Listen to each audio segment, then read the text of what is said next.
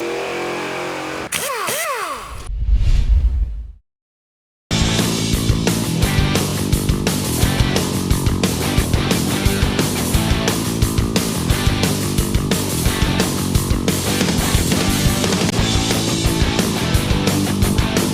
Copeland, Vice President of Operations, Lingenfelter Performance Engineering. The company was founded 40 years ago, and it was founded by John Lingenfelter. John was a drag racer first and foremost, and John lived to drag race. That was, he had that drag racing gene that so many people, the Bill Jenkins, the Don Garlits of the world have, and he focused everything in his life on drag racing. Now, as a byproduct of that, because he was so good at it and he built such great horsepower, he was able to take the same technology and the things that he did and adapt those to street cars. Corvettes were a natural. John was a big lover of General Motors products. Corvettes were always the pinnacle of GM for performance, and that was where he focused a lot of his energy. It naturally drifted down into the Camaros and the Chevelles and all of the other cars of that world. John was successful racing them. He built great packages, great engine performance, but the focus has always been for the street cars at Lingenfelter, great performance, dependable performance, something you can climb in, fire up, and drive across the country and not think about it. Well, John, unfortunately, was involved in a drag racing accident in late 2002, and he passed from the injuries and some other things related to that in December of 2003. The company went to John's daughters. He has 3 daughters.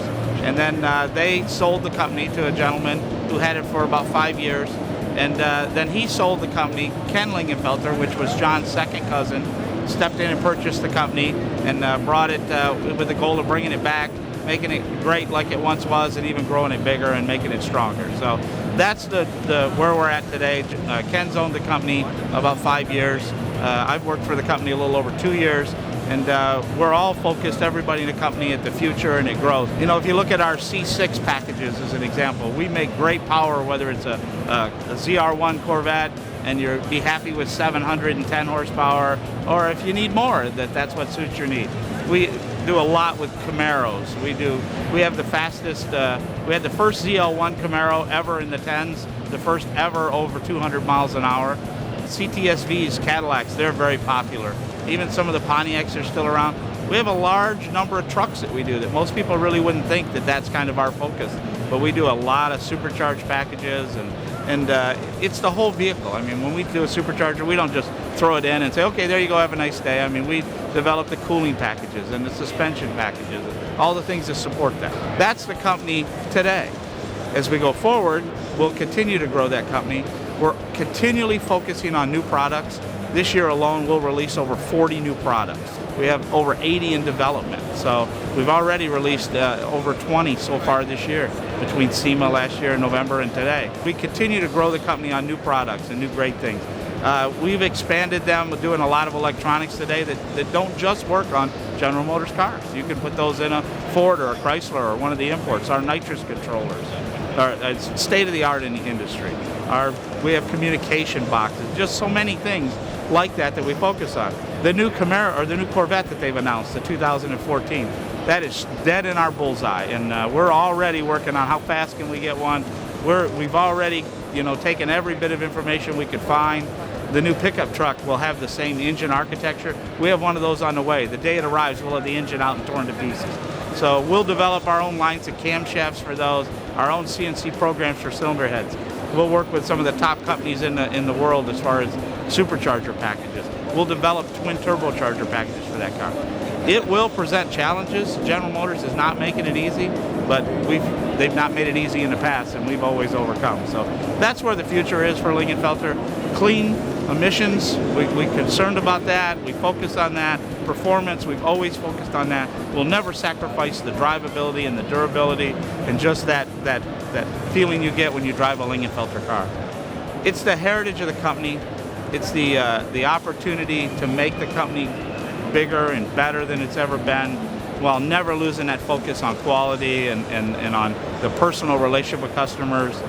You attend a show like where we are today, and people will come by and talk to you, and they knew John Lingenfelter 25 years ago, or they bought a car from Lingenfelter, had an engine package done, to their 1981, Corvette, or their 91 ZR1, which, Lingenfelter always kind of led in that area. So you get to all of those people. It's that same opportunity to be a part of that history that for Lingenfelter, and there's so much pride in that. I mean, everybody, you can take a Lingenfelter shirt off and the name's still tattooed. I mean, it's that kind of a feeling, and everybody in the company has it. I tell people, when you go to our Decatur facility, the person that sweeps the floor at Lingenfelter and cleans up has been there 17 years. I mean, that says something about a company and about the people that are there. Our engine builders one of our engine builders was with John when he started. I mean, they used to drag race together, and then he ended up working for John after he formed the company in 1973. It's that kind of a history, that kind of a pride, and for my personal part, I'm just so proud to be a part of it. I've been, hot rodder since, God, I was that big. My dad was a street racer and a drag racer. I grew up in that. There was a time when if you had 400 horsepower, you were a bad dude. That you could go out and the baddest street cars that they sold, LS6 Chevelles, Hemi cars, 450 horsepower. This Corvette has a simple supercharger install, makes 600 horsepower. My daily drivers are 750, 800 horsepower. My tow vehicle makes over 700 foot-pounds of torque on the tires. It's a disease, and if there was a pill you could take today to cure it, you couldn't get one near me.